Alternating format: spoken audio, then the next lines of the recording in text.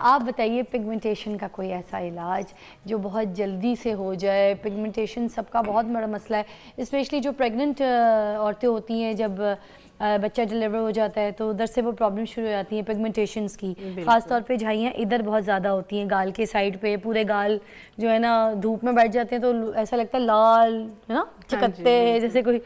ऊपर से अगर फार्मूला क्रीमें उनको ख़त्म करने के लिए यूज़ की हुई हैं तो स्किन जो है वो बिल्कुल बैरियर ख़त्म हो चुका है और स्किन इतनी रेड और सेंसिटिव हो चुकी है कि आप किचन में जाते हैं तो आपको बर्निंग हो रही होती है, पसीना आ गया। फार्मूला क्रीम के लिए भी कहती हूँ हर सस्ती क्रीम जो 250, 300, 400, 500 ये 600, 650 की कीमत में आती है, वो सारी फार्मूला क्रीम होती है जो कहते हैं ना हम आपको ग्लो दे देंगे, हम आपको वाइटनिंग इफेक्ट दे देंगे, ऐसा कुछ नहीं होता। उसके ऊपर 5-5, 7-7 क्रीमें सारी मिक्स कर लेनी है, वो एक केमिकल दूसरे को रिएक्ट कर रहा होता है तो वो क्या से क्या हो जाता है। तो बहरहाल जिस तरह से आंवला की बात की, आजकल फ्रेश आंवला है मार्केट के अंदर, हल्दी जो है वो फ्रेश है, no doubt vitamin C antioxidant है आपकी स्किन के लिए, आपकी हेल्थ के लिए, और आपकी बॉडी उसको डेली बेसिस पे आपको ज़रूरत होती है, आपकी बॉडी उसको जो है वो नीड होती है, सेफ़ नहीं होता विटामिन सी, तो डेली बेसिस पे जो है वो लेना ज़रूरी है।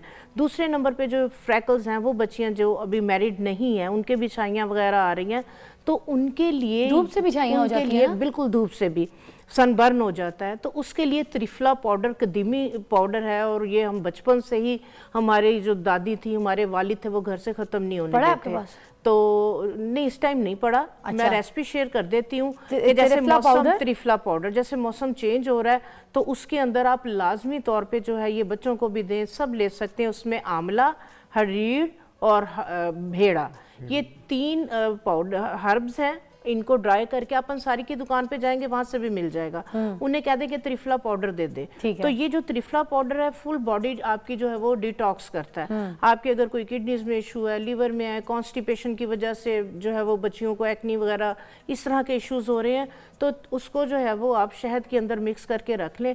अगर 1 कप वो 1 कप शहद डाल के वो एक मजून सी बन जाएंगी। सुबह उठते साथ आधा कप जो है, आधा चम्मच उसका खाएं, और नीम गर्म जो है वो आप पानी का गिलास आप साथ ले लें। अच्छा, पिगमेंटेशन के लिए पिगमेंटेशन, आपकी एक्नी, आपकी स्किन, आपकी हेल्थ, आपके मूड स्विंग, आपको चिड़चिड़ापन हो रहा है, सारे टेस्ट करवा लिए, आपको समझ नहीं लग रही कहाँ पे क्या मसला है, ये सारी चीज़ों को जो है वो आपके ट्रीट करेगा। इसको आगे अगर कोई मैं बेनिफिट इसके नहीं बता सकी तो आप प्लीज डॉक्टर साहब, नहीं, हम आपके इसी बेनिफिट्स को समझ गए। हम बचपन से खाते आ रहे हैं, क्योंकि वही बात कि आपकी असल खूबसूरती इंटरनल है, अंदर है। मैं कोई टोटका बता दूं कि छाइयों के लिए ये लगाएं, रगड़ते रहे, वो स्किन आपकी और खराब करेगा बेहतर होने की बजाय। अगर आप ये यूज करना शुरू कर देंगे, आपको कोई व्हाइटनिंग क्रीम की जरूरत नहीं पड़ेगी, अंदर से आपकी जो है वो छाइयाँ वगैरह साफ होंगी, खून को साफ करेगा, और आपकी कोई भी एक्नी के कोई भी इश्यूज है इस ये सब के लिए नहीं जी, ज़बरदस्त। अच्छा, हम अभी ब्रेक लेंगे, ब्रेक से वापस जब आएंगे तो हम यहाँ पर हमारे जो हर्बलिस्ट हैं उनसे एक चीज़ ज़रूर पूछेंगे। चाय की तो बात हो गई, ये कॉफ़ी भी जो है ब्लैक कॉफ़ी, ये वेट कम करती है और स्किन के फैट को साफ़ करती है और फिर स्किन को पतला भी कर देती है। कॉफ़ी का भी बता दें जी। कॉफ़ी देखें, बेसिकली कैफ़ीन हमारी बॉडी में रिक्वायर्ड होती है, ज़रूरत भी है। हमारे यहाँ एक बहुत बड़ा अलमिया ये है कि लोग कॉफ़ी जो है ना मग में पीते हैं, कॉफ़ी को कप में पिया जाए।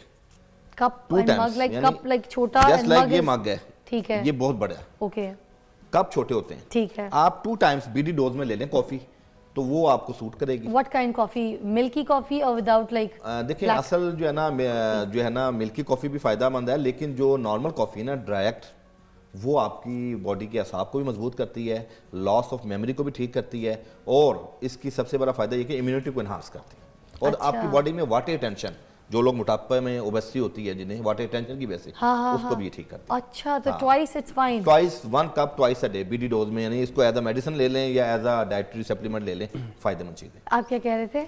मैं इसमें ये ऐड करना चाहता हूँ कि जो कॉफ़ी है इसमें कैफ़ीन होती है, और ये कैफ़ीन एक्ट ऐसे करती है जैसे अगर किसी को कमज़ोरी महसूस हो रही होती है ना, तो हम कहते हैं इसको कुछ चीज़ पिलाएं ताकि इसके जिस्म के अंदर एनर्जी आए।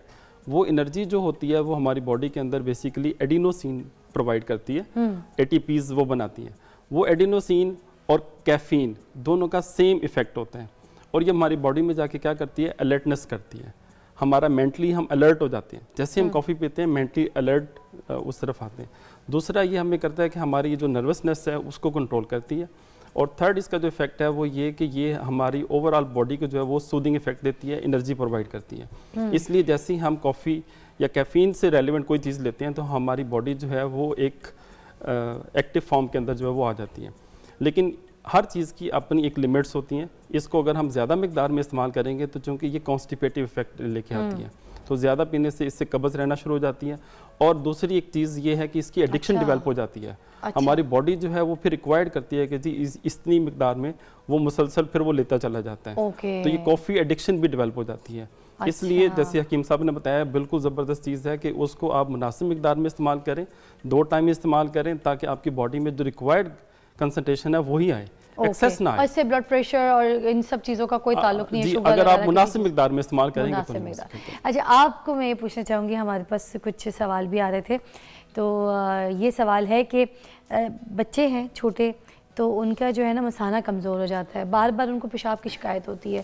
वो घर से अभी वॉशरूम यूज़ करके निकलते हैं तो गाड़ी तक पहुँचते हैं तो उनको दोबारा, फिर गाड़ी में थोड़ा सफ़र चलता है फिर उनको दोबारा, तो ये जो बच्चों का पेशाब का मसाना कमज़ोर हो जाता है, इसके लिए कोई ऐसा हल? जी बिल्कुल, ये बड़ा एक छोटा सा एक टोटका है जो बड़ा कामयाब है। जिन बच्चों को पेशाब ज़्यादा आता है या बेड वेटिंग है, बिस्तर पे कर देते हैं, बल्कि बच्चे के अब तो बड़ी उम्र तक वो चले जाते हैं, टीन एज में भी वो बीमारी ख़त्म नहीं होती। अच्छा। इसके अंदर ना 3 चीज़ें हैं। एक सफ़ेद तिल जिसको हम कुंजत भी कहते हैं, दूसरा कलौंजी और तीसरा शक्कर। आपके पास पड़ी है? जी अवेलेबल है तो? जी प्लीज़। ये देखें जी, ये कलौंजी है, ठीक है, ये और ये सफ़ेद तिल है जिसके तिल के लड्डू बनते हैं। जी जी बिल्कुल। अच्छा। तिल के लड्डू भी हम लोग आपको पता है घर में बच्चों को खिलाते हैं, ऐसे ही है। और ये 2 चीज़ें, और तीसरी चीज़ शक्कर अभी अवेलेबल नहीं है।